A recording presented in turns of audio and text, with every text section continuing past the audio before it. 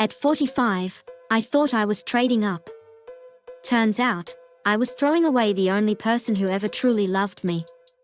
When I walked out the door that day, I thought I had it all figured out. I had everything: a career I had worked hard for, a home that others envied, and a beautiful wife who always stood by my side. But none of it felt enough. There was something missing, something I couldn't quite put my finger on.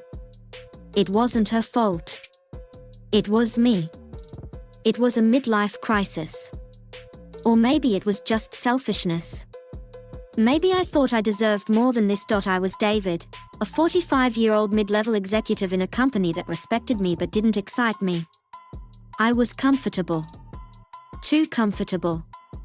I had a wife, Emily, who was everything a man could ask for. She was loving, supportive, understanding, and, most importantly, she made me feel like I mattered. She wasn't the life of the party, and she didn't have the sparkle of the younger women I found myself noticing in the hallways of work, but she was everything I needed. Or at least, that's what I told myself, before I started feeling trapped. Emily and I had been together for years. I had built my career with her by my side, pouring everything into a future that we were both working toward. She was the constant in my life, the steady hand that kept things grounded. She made sure everything ran smoothly at home while I focused on my professional life. And I'm sure, for a long time, that was enough for me. But as the years passed, I began to notice the cracks, subtle changes, things I couldn't ignore anymore. The house was still clean, the meals were still delicious, and she still had that comforting smile. But the spark was gone, or maybe I was just too blind to see it anymore. I started to feel something else creeping in. A desire for more. A desire to feel alive again. Younger women at work, women who seemed to have everything I thought I was missing, started catching my attention. They were carefree, spontaneous, and, most importantly, they made me feel desirable again. They didn't care about my career or my responsibilities. They just wanted to enjoy the moment. And that, I told myself, was what I needed. After all, life was short, right? I started making excuses, telling myself it was just a phase, just something to shake off the monotony of it all. But deep down, I knew what I was doing. I was losing sight of everything that truly mattered. But Emily? She didn't notice. Or at least, she didn't let on. She was busy with her own life, her own work, her own routines. She trusted me. She loved me in a way I hadn't even realized until I started pulling away from her. She never asked for more from me. She was content with the life we had. She was loyal. And in the end, I threw all that away. I walked out the door thinking I was winning, thinking I was making the right choice for my happiness. I thought I was getting the life I deserved. But I had no idea what I was about to lose. When I look back on our marriage, it wasn't always like this. Emily and I built our life together. There were hard times, of course, but there was also love, shared dreams, and moments of pure joy. I remember when we first met, how she made me feel like the most important person in the world. It wasn't just her smile or the way she looked at me. It was the way she truly supported me, the way she made our dreams feel possible. When I lost my job early in my career, I thought the world was falling apart. But Emily didn't bat an eye. She stepped up, found a part-time job, and helped us keep going while I searched for something new. She didn't complain once. She believed in me, even when I didn't believe in myself. When my mother got sick and I had to drop everything to care for her, Emily didn't hesitate. She picked up the slack at home, didn't ask for anything in return. She never made me feel like I was burdening her. She was always there. And when I had this crazy idea to start my own business, a risk that could have ruined us financially, Emily was the one who believed in me most. She helped fund it, invested time and effort to keep the household running while I worked long hours. She put her own career on hold to give me the space to chase my dreams.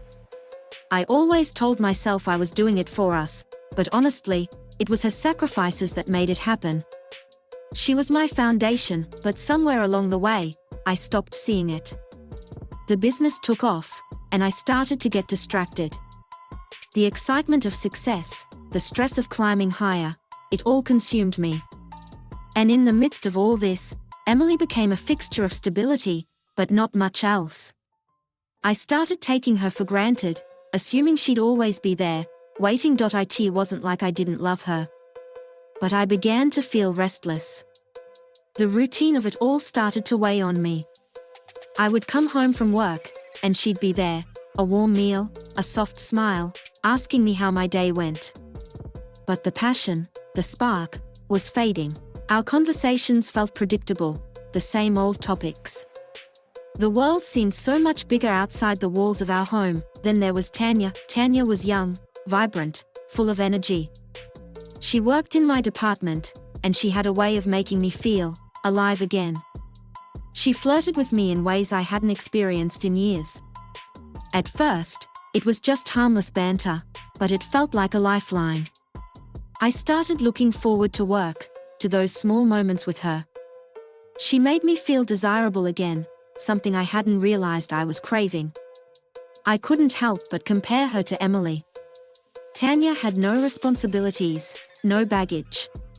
She was fun, spontaneous, carefree, everything that seemed missing in my marriage. Emily noticed the change in me. She asked if everything was okay. She planned dinners, tried to organize trips, and even brought up the idea of a vacation, something we hadn't done in years. But I brushed her off, dismissed her attempts to reconnect. I kept telling myself it was just a phase, just the pressures of work, but deep down, I knew something was shifting. What struck me was how calm Emily was through it all. She didn't push. She didn't beg for attention. She just accepted it. She seemed almost too understanding, too passive. It was as if she knew something I didn't, and maybe she did. Maybe she knew I was slipping away, and she had already let go in a way I hadn't realized. It didn't take long before the affair with Tanya escalated from innocent flirtation to something more. At first, I told myself it was nothing, just an escape, a distraction from the monotony of my life. But with every stolen moment, every lingering touch, I felt myself slipping further away from Emily. Tanya made me feel young again, vibrant, wanted in ways I hadn't felt in years.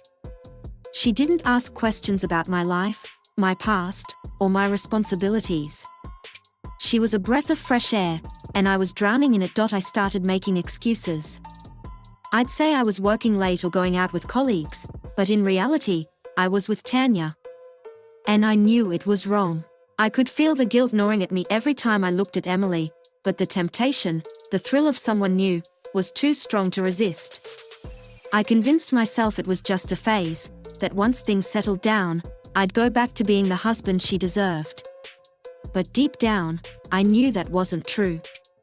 I was already gone. One evening, after a long day of pretending everything was fine, I walked into our home, my home, and found Emily sitting quietly at the kitchen table, her eyes red from what I now realize was probably hours of silent crying.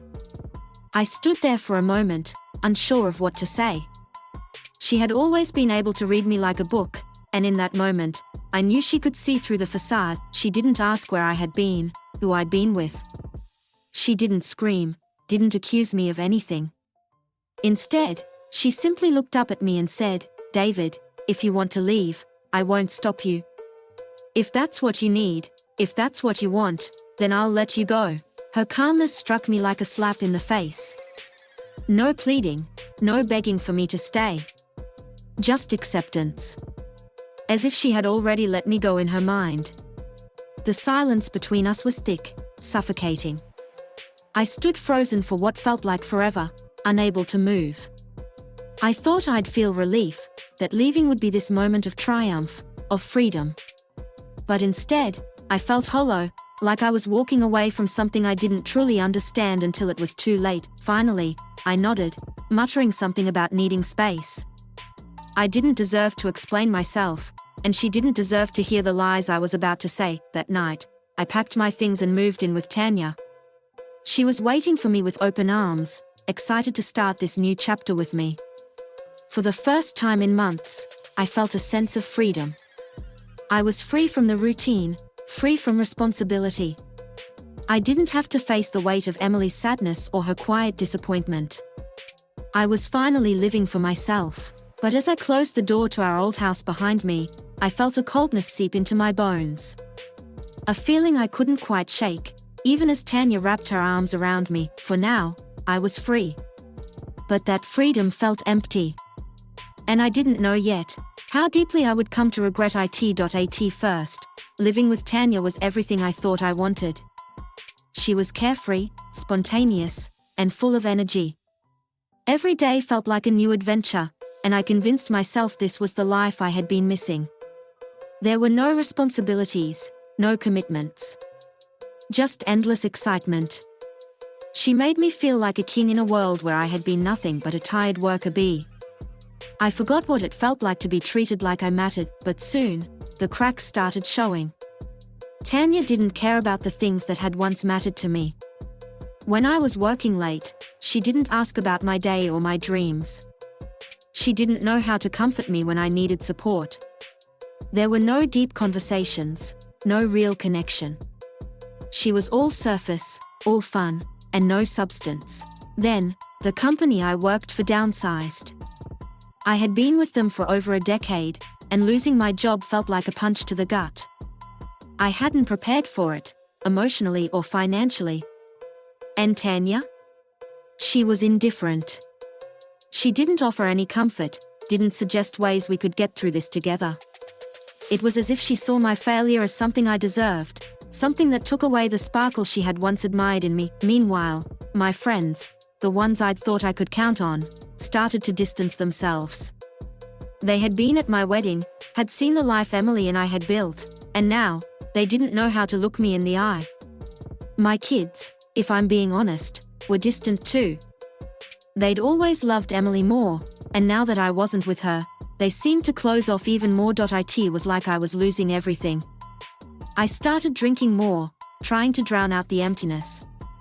My body, once fit and healthy, began to show the signs of neglect. I gained weight. I stopped caring about my appearance. I was losing control, piece by piece. Then, one day, as I was walking down the street, I saw her, Emily. She looked incredible. The woman I had left behind was nothing like the woman standing before me now. She was confident, glowing with a quiet strength that I couldn't have imagined when I walked out the door. It was as if she had reinvented herself, and I was struck by how much she had changed, how much better she looked without me. She walked right past me, and I don't think she even noticed I was there. It stung more than I could have prepared for. She didn't even blink, but then something caught my eye. A sleek, black car pulled up right next to her. The driver got out, opened the door, and she slid in without hesitation. I froze. Who was that? What was she doing?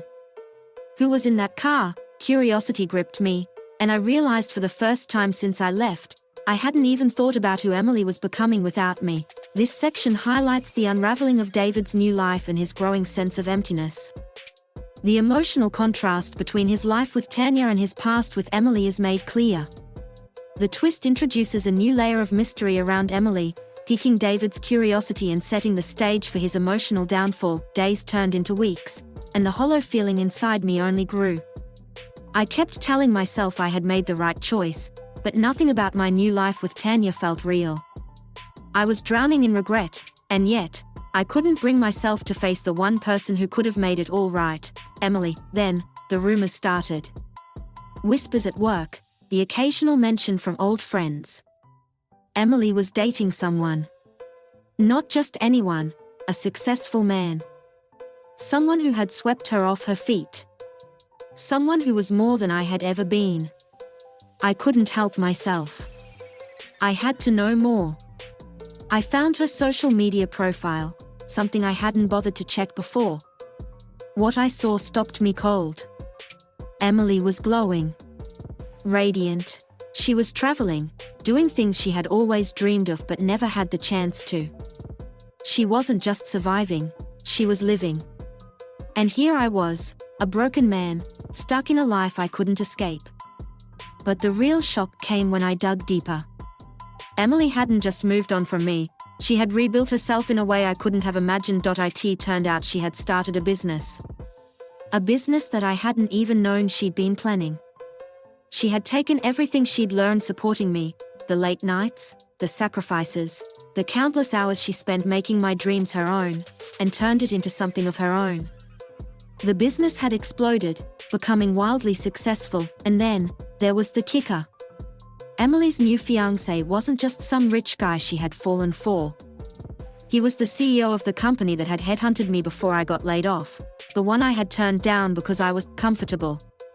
The one I thought I was too good for. I couldn't breathe. My hands shook as I read more. This CEO wasn't just any man, he was the one who had rejected my application personally after Emily had told him everything.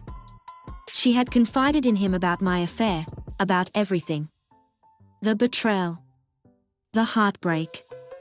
And instead of turning his back on her, he had been there. He had listened.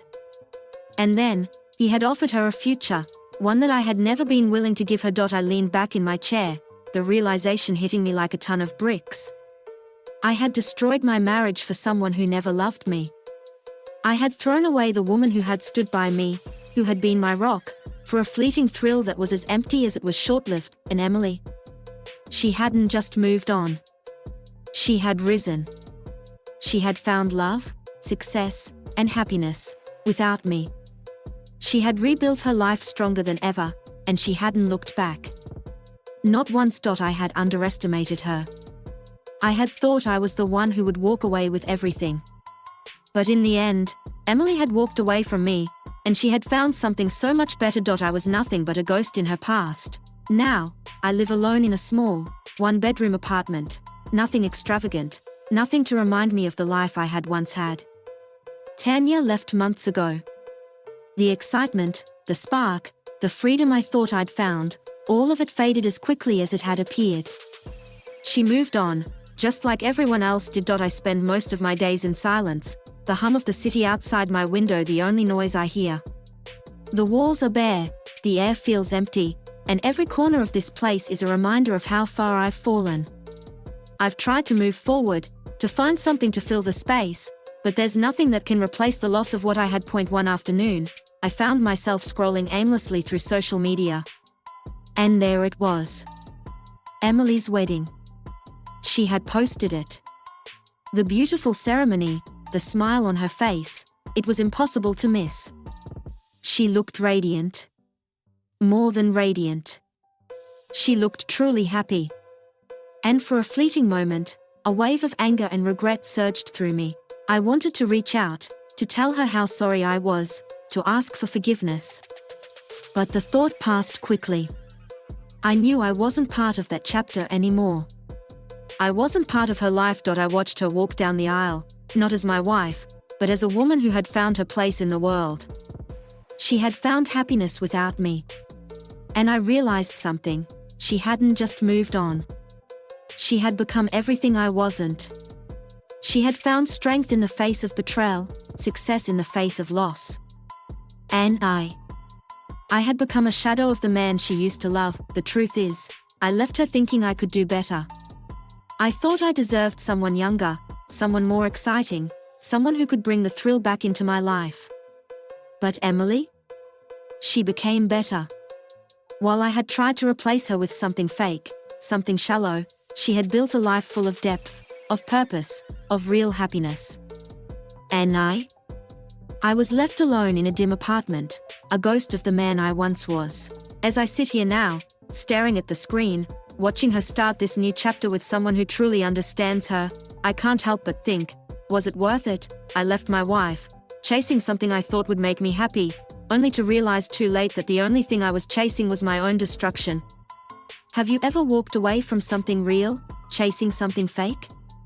And if so, did you realize the truth too late?